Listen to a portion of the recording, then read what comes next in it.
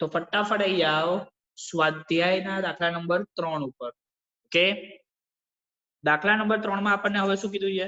હવે સૌથી પહેલા આપણે કૂટ પ્રશ્ન આપેલા છે, એટલે કે પહેલા આપણે દ્વિઘાત સમીકરણ બનાવવા પડશે અને એ દ્વિઘાત સમીકરણને આપણે ઉકેલવાનું છે.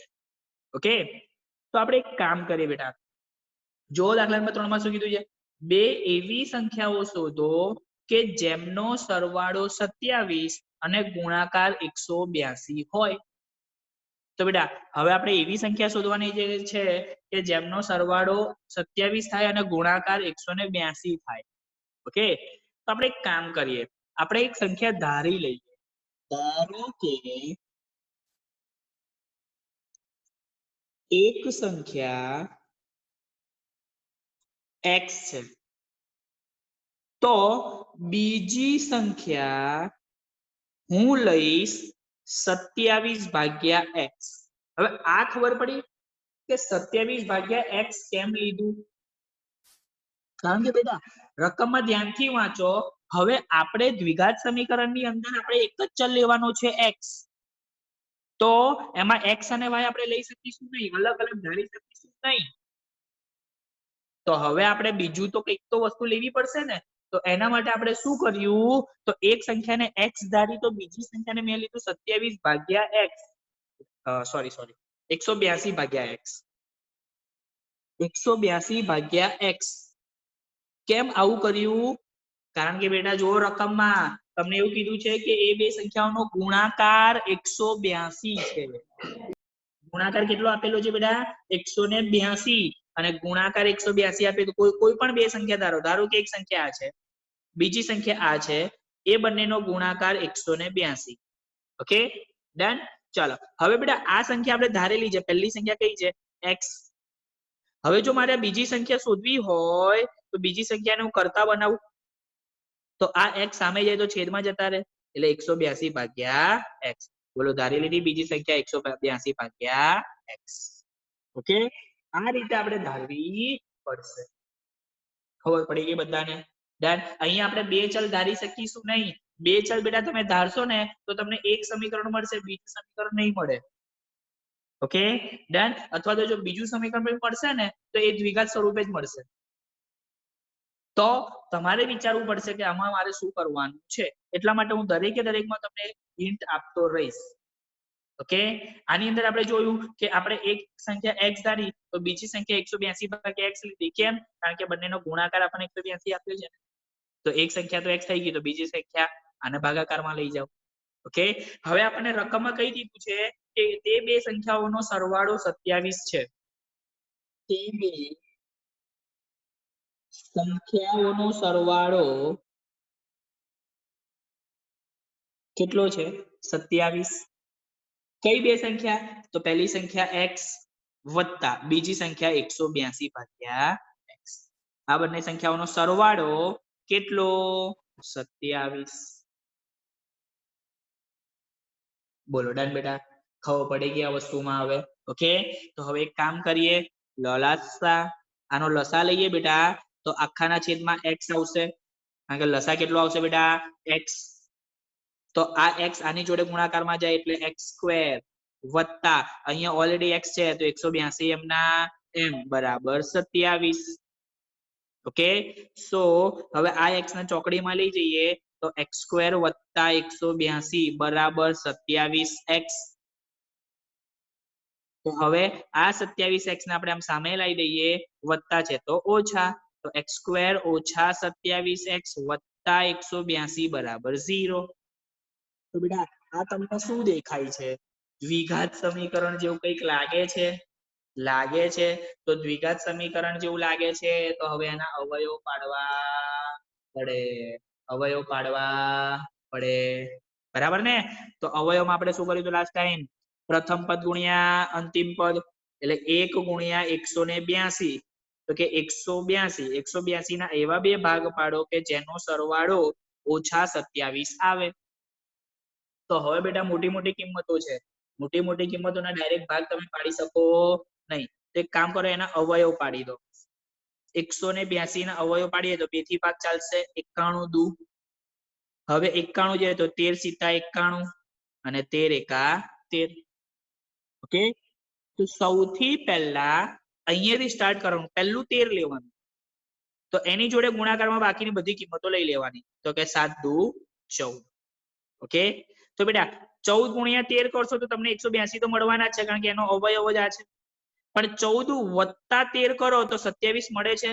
હા, કારણ કે આપણે સરવાળો કરવો છે ને, તો 14 વત્તા 13 27 મળી જાય છે. એનો મતલબ કે આપણો ભાગ પડી ગયો, આપણો ભાગ પડી ગયો. બોલો ક્લિયર બેટા? ડન. ઓકે, એટલે આપણે હવે કયા ભાગ પાડ્યા? તો આપણે હવે x² અને બેટા અહીંયા ઓછા છે એટલે ઓછા 13 ઓછા 14, તો ઓછા 13x ઓછા 14x વત્તા 182 બરાબર 0. પડી ગયા ભાગ બેટા? ઓકે, ચાલો તો હવે એક કામ કરીએ, આમાંથી આપણે x કોમન લઈ લઈએ, તો x ઓછા 13, આમાંથી આપણે -14 કોમન લઈએ. કેમ? કારણ કે x આપણે ધન જોઈએ છે, અહીંયા 14x કેવા છે? ઋણ છે, ચાલશે નહીં. તો -14 કોમન લીધા, તો હવે નિશાની બદલાય, ઋણ હતું તો ધન, ધન હતું તો ઋણ. અને બેટા અહીંયાથી 14 કોમન નીકળી ગયા, તો રહેશે શું? 13 બરાબર 0. બોલો x ઓછા 13 સરખા કૌંસ મળી ગયા, તો x ઓછા 13 આખામાંથી 12, તો અહીંયા શું આવશે? x ઓછા 14 બરાબર 0. હવે બંનેને અલગ અલગ 0 આપી દઈએ, તો x ઓછા 13 બરાબર 0, x ઓછા 14 બરાબર પણ 0. માટે x ને કરતા બનાવીએ તો ઓછા એ સામે જાય તો વત્તા, આમાંથી x ને કરતા બનાવીએ તો ઓછા એ સામે જાય તો વત્તા, એટલે x બરાબર કાં તો 13 કાં તો 14. ઓકે, તો બેટા x ની કિંમત મળી ગઈ, એનો મતલબ કે એક સંખ્યા આપણને મળી ગઈ છે x એટલે કે 13. તો બેટા બીજી સંખ્યા કઈ? તો કે 182 ભાગ્યા x, એટલે 182 ભાગ્યા 13, તો કેટલા આવે બેટા? 14. 182 ભાગ્યા 13 કેટલા થાય છે? 14. બોલો ડન બેટા? ખબર પડી ગઈ વસ્તુમાં આવે? Okay, clear? ડન. ચાલો, તો ધારો કે હવે તમે 14 લો છો તો પણ કોઈ ફરક પડતો નથી બેટા. તમે એક સંખ્યા 14 લો તો 182 ભાગ્યા 14 તો 13 આવવાના છે, એટલે અત્યારે કોઈ ફરક નથી પડતો, તો હું આ બંને સંખ્યા રાખું છું, વારાફરતી મૂકવાની જરૂર નથી. Okay, done. તો આ વાત થઈ દ્વિઘાત સમીકરણ માટે કૂટ પ્રશ્નની. ખબર પડી? તમે આ બંનેનો સરવાળો કરશો તો તમને 27 પણ મળી જશે, અને આ બંનેનો ગુણાકાર તમને 182 પણ મળી જ જશે. આપણે આ રીતે ખબર પડી ગઈ કઈ રીતે શું ધારવાનું. અહીંયા ધારે કે એક સંખ્યા આપણે x ધારી લીધી, તો બીજી સંખ્યા 182 ભાગ્યા x કેવી રીતે લાયા બધાને ખબર પડી ગઈ બેટા? ઓકે, ડન છે ને? ચાલો, તો હવે આવી જાઓ દાખલા નંબર 4 ઉપર. ઓકે, જો બેટા દાખલા નંબર 4 માં આપણને શું કીધું છે? રકમમાં ધ્યાન આપજો બેટા, બધા ચોપડી લઈને બેઠા હશે. રકમમાં ધ્યાન જો, જેના વર્ગોનો સરવાળો 365 થાય તેવી બે ક્રમિક ધન સંખ્યાઓ શોધો. વર્ગોનો સરવાળો 365 થાય તેવા બે ક્રમિક ધન પૂર્ણાંકો. હવે ક્રમિક ધન પૂર્ણાંકો કીધું છે, તો આપણે એક કામ કરીએ, ધારી લઈએ. ધારો કે એક ધન પૂર્ણાંક સંખ્યા કેટલી છે? x. તો બેટા બીજી ધન પૂર્ણાંક સંખ્યા હું કઈ લઈશ? x વત્તા 1. કેમ? કારણ કે આપણને કીધું છે બે ક્રમિક ધન સંખ્યાઓ. કેવી કીધી છે? બે ક્રમિક ધન સંખ્યાઓ કીધી છે. અને ક્રમિક કીધી છે તો ક્રમિક 1 પછી 2 આવે, કઈ રીતે ખબર પડી? 1 માં 1 ઉમેરો ત્યારે. 2 પછી 3 આવે, કઈ રીતે ખબર પડી? 2 માં 1 ઉમેરો ત્યારે. 3 પછી 4 આવે, કઈ રીતે ખબર પડી? 3 માં 1 ઉમેરો ત્યારે. તો સેમ વસ્તુ x છે તો એના પછીની સંખ્યા x વત્તા 1. ઓકે, ચલો હવે આપણને જે પ્રમાણે રકમ આપી જે પ્રમાણે તમે ધ્યાનથી જુઓ, તો જેના વર્ગોનો સરવાળો 365 થાય, એટલે પહેલી સંખ્યા છે x, બીજી સંખ્યા છે x વત્તા 1. આપણે આ બંનેના વર્ગોનો સરવાળો કેટલો થાય છે? 365. બોલો ડન બેટા? ખબર પડી ગઈ? ઓકે, તો આ આપણને સમીકરણ મળ્યું. તો હવે થોડું એને સોલ્વ કરતા શીખી લઈએ. પહેલું x² એમના એમ, બેટા પહેલું વત્તા બીજું આખાનો વર્ગ, પહેલાનો વર્ગ વત્તા 2 પહેલું બીજું વત્તા બીજાનો વર્ગ, આપણી જોડે સૂત્ર છે જ, એના બરાબર 365. ચાલો તો x² + x² 2x² વત્તા 2 × x × 1 એટલે 2x વત્તા 1. બોલો આ વત્તા એ સામે આવે તો -365 બરાબર 0. ઓકે સો 2x² વત્તા 2x, 1 માંથી 365 જાય તો -364 બરાબર 0. ઓકે ચલો સૌથી પહેલા બોલો અહીંયા 2 છે, અહીંયા પણ 2 છે, અહીંયા પણ 2 આવી શકે તો 2 સામાન્ય લઈ લઈએ તો અંદર શું વધશે x² વત્તા x ઓછા અહીંયાથી 2 સામાન્ય લીધા તો 2 × 2 16, 2 × 8 16, 2 × 2 4 182 બરાબર 0. આ આખાના ગુણાકારમાં 2 જને ચોકડીમાં લઈ જઈએ તો 0 થઈ જશે. કેમ 0/2 તો 0. તો આપણને દ્વિઘાત સમીકરણ કયું મળ્યું x² વત્તા x ઓછા 182 બરાબર 0. બોલો આ દ્વિઘાત સમીકરણ આપણને મળી ગયું. હવે દ્વિઘાત સમીકરણ મળી ગયા પછી આપણે એને ઉકેલવું છે તો આપણને ખબર છે ઉકેલવાનું કઈ રીતે.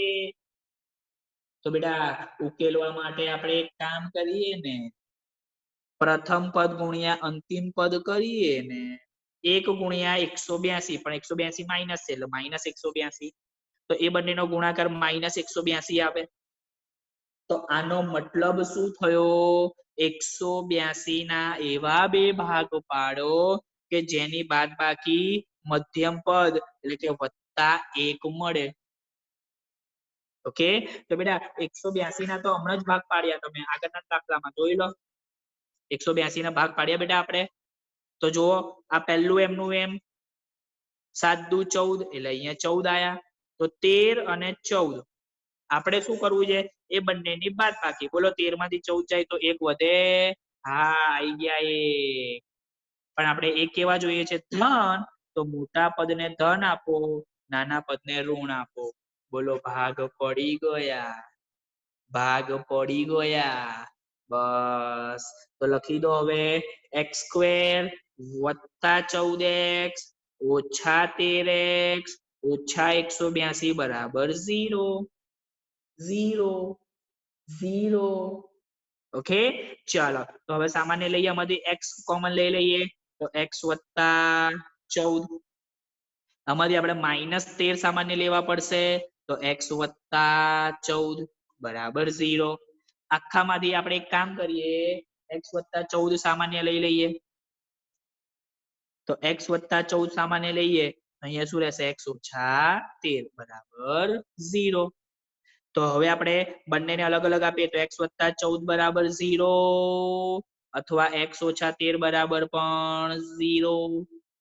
ઓકે તો આને સામે લઈ જઈએ તો ઓછા એટલે x બરાબર -13 આને સામે લઈ જઈએ એટલે વત્તા તો x બરાબર 13 સોરી 14 -14.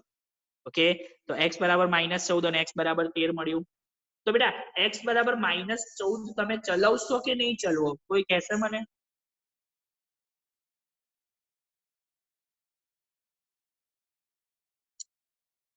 x બરાબર -14 તમે ચલાવશો કે નહીં ચલવો? નહીં કારણ કે એમાં ધન પૂર્ણાંકો કીધા છે. Exactly perfectly.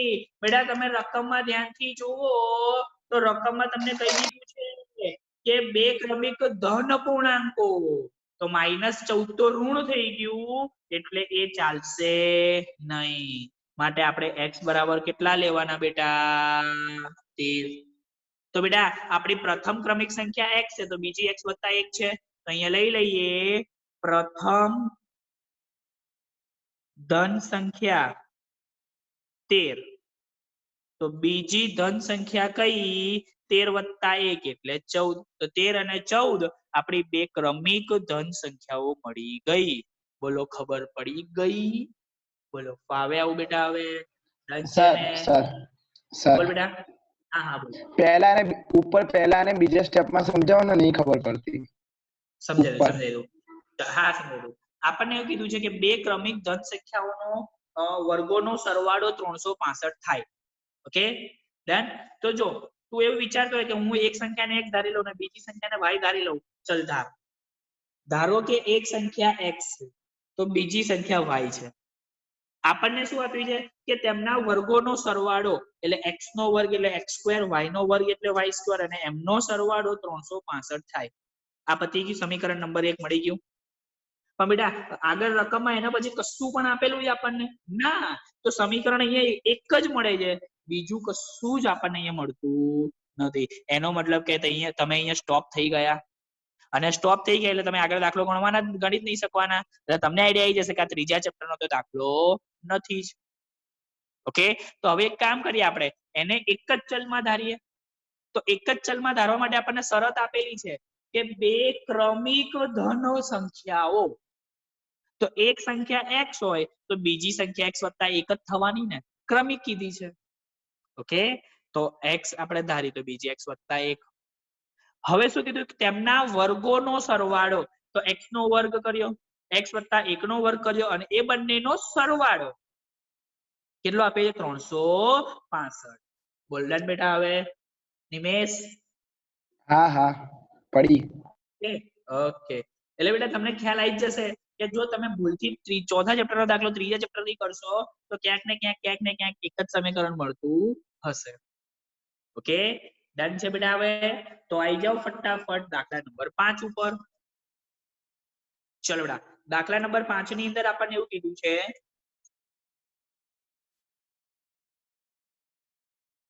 રકમમાં ધ્યાન આપજો.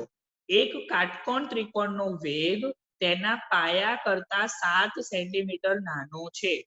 જો કર્ણની લંબાઈ 13 સેન્ટીમીટર હોય તો બાકીની બે બાજુઓના માપ શોધો. એક કાતરી આપ્યો છે, કાટકોણ ત્રિકોણ. આજે પૂનમ છે એટલે એવું ના કહેતા કાતરી વેફર, આ કાટકોણ ત્રિકોણની વાત ચાલે છે. એક કાટકોણ ત્રિકોણ આપણને આપેલો છે. હવે કાટકોણ ત્રિકોણમાં આને આપણે પાયો કહીએ છીએ, તો આને આપણે વેધ કહીએ છીએ. ને આ ખ્યાલ હોય તો હું ખ્યાલ આપી દઉં તમને, બરાબર ને બેટા? હા કે ના? કાટકોણ ત્રિકોણમાં આને પાયો કહેવાય, આને વેધ કહેવાય. ના, આપણો કર્ણ તો છે જ, મહાભારત વાળો કર્ણ નહીં હો પાછો બેટા. હવે પાછું અત્યારે વેકેશનમાં મહાભારત બહુ જોયું એટલે તમે પાછું એક કર્ણ અર્જુન ઉપર જતા રહો. તો આપણને કીધું છે કે એક કાટકોણ ત્રિકોણમાં વેધ તેના પાયા કરતા 7 સેન્ટીમીટર નાનો છે. કોના કરતા નાનો આપ્યો છે? પાયા કરતા. તો આપણે કોને ધારવાનું? પાયાને. યાદ કરો સ્વાધ્યાય 4.1 માં જ્યારે કુલ પ્રશ્ન હું સોલ્વ કરાવતો ત્યારે મેં તમને કીધું હતું જેનાથી, જેનાનું, ની, નું, આ, ઉ, ઈ, ઉ, આવું કઈ આપ્યું હોય તો એને તમારે x ધારવાનો, બરાબર ને? તો આપણને કીધું છે કે વેધ તેના પાયા કરતા, તો આપણે કોને ધારીશું? પાયાને. તો તે ધારો કે કાતરીનો પાયો x સેન્ટીમીટર. તો બેટા એ કાતરીનો વેધ કેટલો? તો કે 7 સેન્ટીમીટર નાનો. નાનો એટલે ઓછો, અને ઓછો એટલે x ઓછા 7. ખબર પડી ગઈ બધાને? તો આ આપણે કાતરી લઈએ ABC.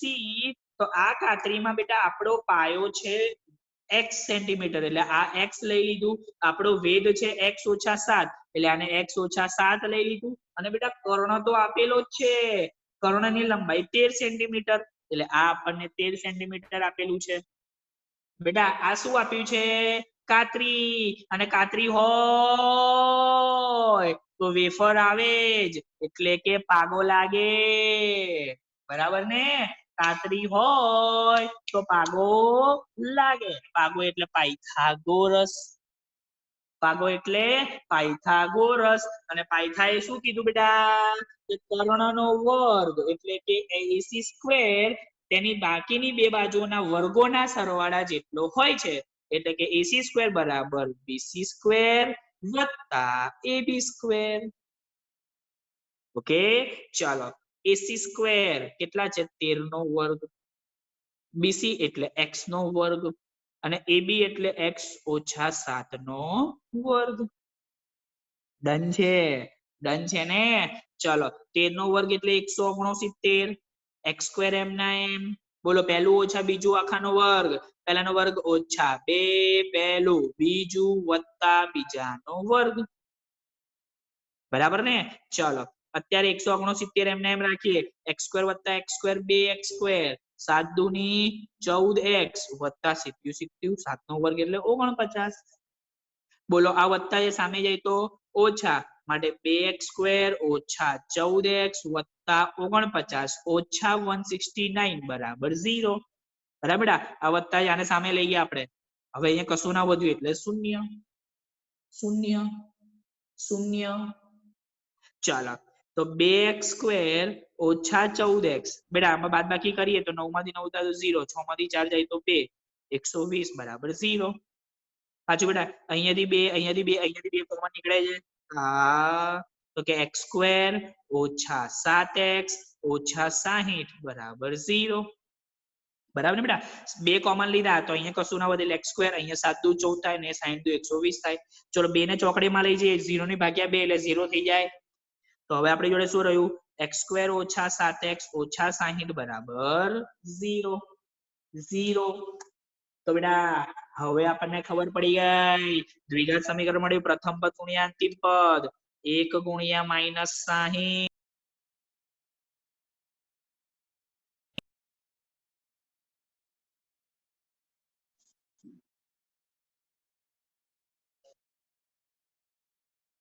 ચાલો 1 ગુણ્યા -60 એટલે શું આવશે, -60.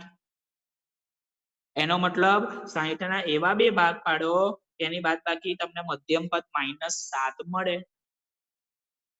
Okay done. તો બેટા 60 ના ભાગમાં આવે આ રીતે ભાગ પાડી જુઓ. ચલો 30 દુ 60, 15 દુ 30, 5 તરી 15, 5 એકા 5. ઓકે ચલો પહેલા આને આપણે રાખવાનું 1. તો હવે એની જોડે કોણ આવ્યું, 3 દુ 6 દુ 12. બોલો 12 પંચા 60, 12 માંથી 5 જાય તો 7. બોલો આવી ગયા, બોલો આવી ગયા. પણ આપણે માઇનસ જોઈએ એટલે મોટા પદને આપણે માઇનસ આપી દઈએ. પડી ગયા ભાગ ભાગ. તો લખી દઈએ આપણે અહીંયા x² ઓછા 12x વત્તા 5x ઓછા 60 બરાબર 0. ઓકે સો આમાંથી x ને કોમન લઈ લઈએ તો x ઓછા 12, આમાંથી આપણે 5 કોમન લઈ લઈએ તો x ઓછા 12, 12 પંચા 60 બરાબર 0. હવે આખામાંથી આપણે x ઓછા 12 સામાન્ય લઈ લઈએ તો અહીંયા શું આવે, x વત્તા 5 બરાબર 0. તો બેટા બંને ગુણાકારમાં છે અલગ અલગ આપો તો x ઓછા 12 બરાબર 0, x વત્તા 5 બરાબર 0. ચલો આ ઓછા જે સામે જાય તો વત્તા, આ વત્તા જે સામે જાય તો ઓછા. એટલે x બરાબર 12 અને x બરાબર -5 મળ્યું આપણને. ઓકે તો -5 ચાલે, ના ચાલે. કેમ બેટા, કારણ કે અત્યારે વાત કોની ચાલે છે, કાતરી એટલે કે કાટકોણ ત્રિકોણની, અને કાટકોણ ત્રિકોણમાં બાજુઓનું માપ ક્યારે ઋણ હોઈ શકે ના. કોઈ પણ શેપ આપેલો હોય ને આકારમાં ક્યારેય બાજુઓ ઋણ ના હોય. ઓકે આકારમાં ક્યારેય બાજુઓ ઋણ હોઈ શકે નહીં. ઓકે તો એનો મતલબ શું થયો કે -5 ચાલશે નહીં. તો આપણે x બરાબર કેટલા લેવાના બેટા, 12. અને જો x બરાબર 12 મળી ગયો એટલે કે કાટકોણ ત્રિકોણનો પાયો કેટલો, 12. તો એનો વેધ કેટલો આવે, 12 માંથી 7 જાય તો 5. બોલો મળી ગયું. તો કાતરીનો પાયો કેટલો છે, 12 સેન્ટીમીટર, અને એનો વેધ 12 માંથી 5 7 જાય તો 5, સોરી 12 માંથી 7 જાય તો 5 સેન્ટીમીટર. બોલો ડન બેટા. એટલે આપણે આ કાટકોણ ત્રિકોણનો વેધ અને પાયો લીધું. બોલો બેટા બધાને ખબર પડી, હા કે ના?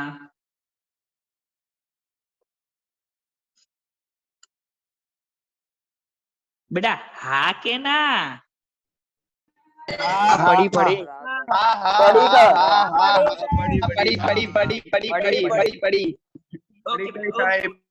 મને ખ્યાલ આવી ગયો, મને ખ્યાલ આવી ગયો. ચાલો આવી જાવ દાખલા નંબર 6 ઉપર. દાખલા નંબર 6 માં શું કીધું, જો રકમમાં ધ્યાન આપજો, સારો દાખલો છે બેટા.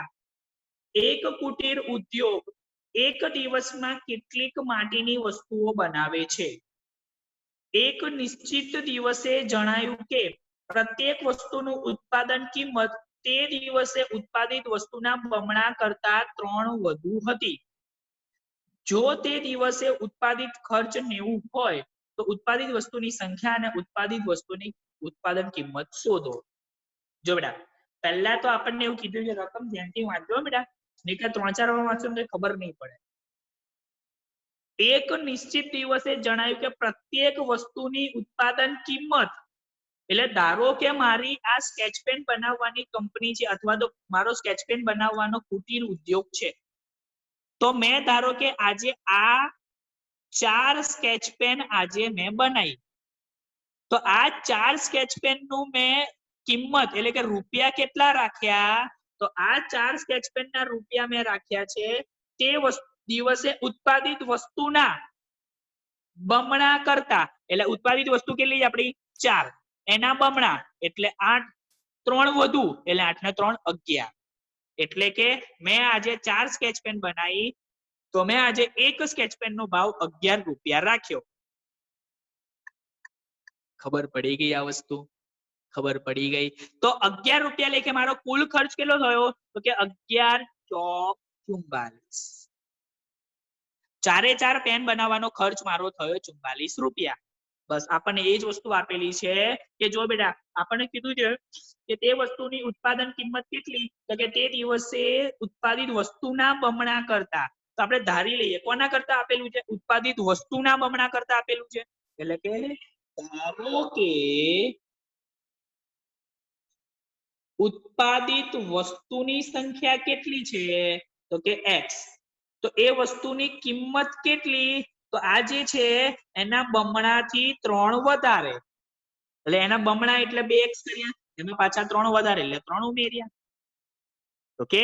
હવે બેટા મેં તમને એવું કીધું કે મારી એક પેનનો ખર્ચ, સ્કેચ પેન બનાવવાનો ખર્ચ 4 રૂપિયા, સોરી 11 રૂપિયા આવ્યો છે, તો મેં કુલ એવી કેટલી સ્કેચ પેન બનાવી છે 4. તો બેટા એક સ્કેચ પેન નો ખર્ચ મારો આવ્યો 2x + 3, એવી કુલ કેટલી બનાવી મેં x. તો કુલ ખર્ચ એટલે કે આ બંનેનો ગુણાકાર કેટલો, રકમમાં આપેલો જોઈ લો, કુલ ઉત્પાદિત ખર્ચ 90. કેમ? કારણ કે 11 ચોક 44 કીધું ને મેં, એટલે એક પેનની કિંમત 11 રૂપિયા, તો 4 પેનની કિંમત કેટલી 44 રૂપિયા. એકે 11 તો 4 કેટલા, તો સેમ વસ્તુ અહીંયા એકે આટલા તો x કેટલા, તો આ બંનેનો ગુણાકાર એટલે કેટલો ટોટલ ખર્ચ આપણને મળે. બોલો આટલે સુધી બધાને ખબર પડી ગઈ બેટા? આ રકમ આ દ્વિઘાત સમીકરણ બનાવ્યું, એમાં કોઈને ડાઉટ હોય તો મને કહો. સર ફરી સમજાવો. ફરીવાર સમજાવું. આપણને એવું કીધું છે કે એક નિશ્ચિત દિવસે જણાયું કે વસ્તુની ઉત્પાદન કિંમત તે દિવસે ઉત્પાદિત વસ્તુના બમણા કરતા 3 વધુ છે. એટલે ધારો કે આપણે સ્કેચ પેન બનાવવાનો એક કુટીર ઉદ્યોગ છે, મેં આજે 4 સ્કેચ પેન બનાવી, તો 4 સ્કેચ પેન બનાવવાનો ખર્ચ મારો કેટલો આવે છે ખબર છે, તો કે જેટલી સ્કેચ પેન બનાવી ને એના બમણા કરતા 3 વધારે, એટલે આના બમણા કેટલા 4 ના 8, એના 3 વધારે એટલે 11, એટલે કે એક સ્કેચ પેન નો ખર્ચ મારો 11 રૂપિયા થયો. તો એનો મતલબ કે મેં કોના આધારે ધાર્યું, 4 સ્કેચ પેન આધારે. તો અહીંયા બી ઉત્પાદિત વસ્તુ કેટલી છે, ધારો કે x, તો એની કિંમત કેટલી, તો એના બમણામાં 3 વધારે એટલે 2x + 3. તો બેટા આનો 4 સ્કેચ પેન બનાવવાનો ખર્ચ કેટલો આવે, તો કે એક સ્કેચ પેન નો 11 રૂપિયા આવ્યો, તો આ 4 સ્કેચ પેન નો કેટલા રૂપિયા આવશે 11 ચોક 44. તો સેમ વસ્તુ અહીંયા કે એક વસ્તુની વસ્તુઓ કેટલી ઉત્પાદિત કરી આપણે x, એક વસ્તુનો ખર્ચ કેટલો આવ્યો 2x + 3, તો કુલ ખર્ચ કેટલો, તો કે આ બંનેના ગુણાકાર જેટલો થાય. તો એ બંનેનો ગુણાકાર આપણને આપી દીધો, જોઈ લો કુલ ઉત્પાદિત ખર્ચ 90 રૂપિયા, એટલે આ બંનેનો ગુણાકાર કેટલો 90. બોલો ડન ને બેટા? હવે જાડેજા ડન ને? હા સર. ઓકે ચલો બેટા, તો આપણે આ કૌંસ ખોલીને આને ગુણાકારમાં મૂકીએ તો x આની જોડે પણ ગુણાકારમાં જાય, x આની જોડે પણ ગુણાકારમાં જાય, તો 2x × x એટલે 2x² + 3 × x એટલે 3x, આ વત્તા એ સામે આવે તો ઓછા બરાબર 0.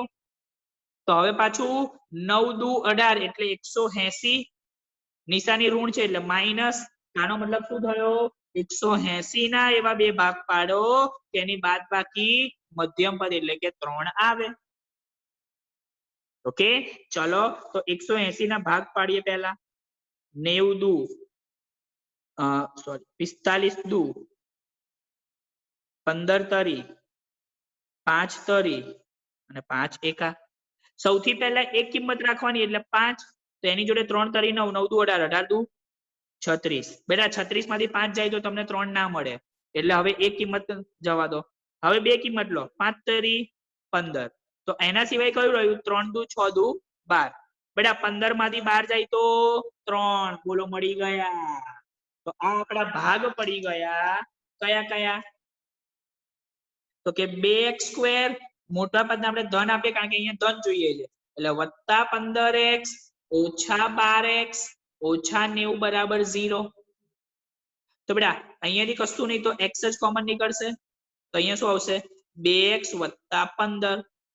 આમાંથી ઓછા 12 કોમન લઈ લઈએ, સોરી 6 કોમન લેવા પડશે કારણ કે અહીંયા 2x જોઈએ છે ને, તો 6 આપણે સામાન્ય લેવા પડશે.